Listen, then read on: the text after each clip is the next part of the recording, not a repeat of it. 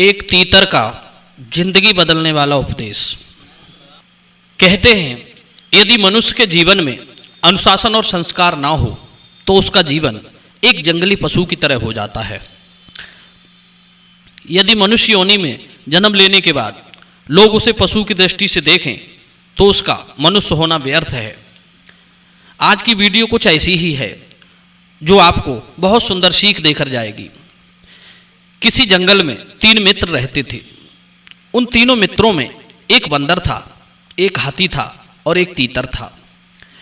तीनों में मित्रता तो थी, वे तीनों एक साथ मिलकर रहते भी थे, परंतु उनमें एक कमी थी। वे ना तो एक दूसरे का आदर करते थे और ना ही सत्कार करते थे और ना ही एक साथ खाते थे। एक दिन उनके मन में विचार आया कि हम लोग इस प्रकार रहते हैं, ये तरीका ठीक नहीं है। हम लोगों में मित्रता तो है पर अनुशासन नहीं है। मित्रता के लक्षण विद्वानों ने इस प्रकार से बताए हैं। जो व्यक्ति सदा सहायता करे, कभी प्रतिकूल बात ना कहे, सत्य व हितकर वचनों का उपदेश करे, धन आदि को दे और स्वयं प्रेम बस ले भी, वही मित्र बन जाता है। जिसका मन मित्र के दुख से दुखी रहता है, जो हमेशा दूसरे मित्र के इच्छित कार्य को पूर्ण करने के लिए प्रयत्नशील रहता है, बिना किसी लोभ लालच के मित्र का सत्कार करता है और अपने मित्र की स्त्री, धन और गुप्त चीजों की समय पड़ने पर रक्षा करता है, इस प्रकार के 4 लक्षणों से युक्त उत्तम मित्र कहलाते हैं। बंधुओं, उन तीनों ने निश्चय किया कि आज से हमें आपस में मिलना जुलना चाहिए। जो हम तीनों में बड़ा है उसका आदर सत्कार और उसे प्रणाम करना चाहिए। सज्जनों, अब सवाल ये उठा कि हम तीनों में बड़ा कौन है, किसको हम बड़ा मानकर उसको प्रणाम करें। इस बात का फैसला करने के लिए वे एक बरगद के वृक्ष के नीचे बैठ गए। तभी बंदर और तीतर ने हाथी से पूछा, हे भाई, तुम इस बरगद के वृक्ष को कितने समय से जानते हो?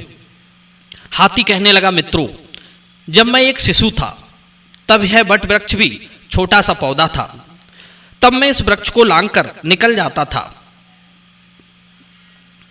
उसके बाद बंदर से पूछा कि हे मित्र, तुम इस बरगद को कितने समय से जानते हो?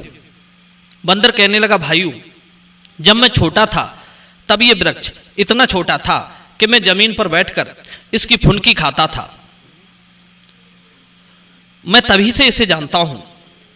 अब बंदर और हाथी के जवाब देने के बाद तीतर की बारी आई। तीतर कहने लगा, मित्रों, यहां से काफी दूर एक बड़ा सा बरगद का वृक्ष था। एक दिन मैं उस बरगद का फल खाकर आया और इस स्थान पर बैठकर मैंने बीट कर दी। उसी में से ये बट का वृक्ष उत्पन्न हो गया।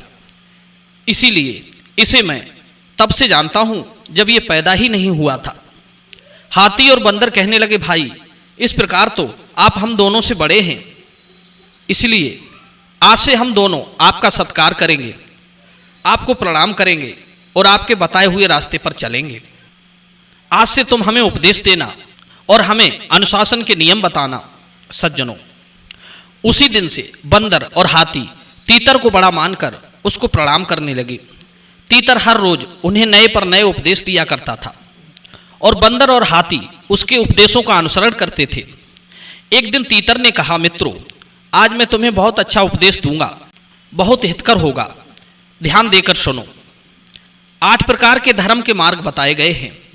यज्ञ, अध्ययन, दान, तप, सत्य, क्षमा, दया, अलोभ। इनमें से पहले जो 4 हैं, यज्ञ, अध्ययन, दान और तप, इन 4 का उपयोग लोग पाखंड के लिए भी कर सकते हैं। पाखंड कहते हैं प्रतिष्ठा के लिए झूठा आडंबर, परंतु अंतिम 4 सत्य, क्षमा, दया और अलोभ, ये तो जो महात्मा नहीं है उनमें रह ही नहीं सकते। और दूसरी बात, जिस सभा में बड़े बूढ़े नहीं हों वो सभा नहीं है। जो धर्म की बात ना कहे वे बूढ़े नहीं हैं। जिसमें सत्य नहीं है वो धर्म नहीं है और जो कपट से पूर्ण हो वो सत्य नहीं है। तीसरी बात, ऐसे 5 प्रकार के लोग शीघ्र ही महान कष्ट को प्राप्त होते हैं। नंबर 1, गुणों में दोष देखने वाला। नंबर 2, दिल दुखाने वाला। नंबर 3, निर्दयी पुरुष। नंबर 4, शत्रुता करने वाला। नंबर 5, पाप का आचरण करने वाला, दुष्ट। और जिनकी दृष्टि दोष देखने वाली नहीं है, जिसकी बुद्धि एकदम शुद्ध है, जो हमेशा शुभ कर्मों का अनुष्ठान करता है, ऐसे व्यक्ति का हर जगह सम्मान होता है। ऐसा व्यक्ति महान सुख को प्राप्त करता है। चौथी बात, मनुष्य को चाहिए कि वो दिन भर इतना तो कर ले कि उसकी रात्रि सुख से बीत जाए, और साल के 8 महीने में इतना तो कर ले कि वर्षा के 4 महीने सुख से बिता सके। पहली अवस्था में वो इतना तो कर ले कि बुढ़ापे में सुखपूर्वक रह सके, और पूरे जीवन में वो इतना तो कर ले जिससे मरने के बाद उसे अच्छी गति मिल सके। कहते हैं, या वत सुहस्तु हयम देहो या बान्य मृत्युश्चा दूरता ताब्द आत्महितम कुर्यात प्राणांते किम करिष्यति। जब तक शरीर स्वस्थ है, जब तक मृत्यु हमसे दूर है, उससे पहले ही हमें अपने आत्म कल्याण का कार्य कर लेना चाहिए। प्राणांते किम करिष्यति, मरने के बाद फिर कुछ किया नहीं जाता, ना कुछ कर सकते हो सज्जनों। और अंत में तीतर ने 5वीं बात बताई, जिसे हमें गांठ में बांधकर रख लेना चाहिए। कहते हैं, आपस में फूट रखने वाले लोग अच्छे बिछौने से सजे पलंग पर भी सो जाएं तो भी वे कभी सुख की नींद नहीं सो पाते। जो आपस में भेदभाव रखते हैं वे कभी धर्म का आचरण नहीं करते, और ना ही उन्हें सुख मिलता है, और ना ही उन्हें गौरव की प्राप्ति होती है, और ना ही उन्हें शांति की वार्ता भी सुहाती है। हित की बात भी कही जाए तो उन्हें अच्छी नहीं लगती। ऐसे लोगों की विनाश के सिवाय कोई गति नहीं होती। बंधुओं, यदि वीडियो से आपने कुछ सीखा हो तो आप वीडियो को लाइक करना और दूसरे लोगों को शेयर करना। आप सभी का बहुत बहुत धन्यवाद। जय श्री कृष्ण।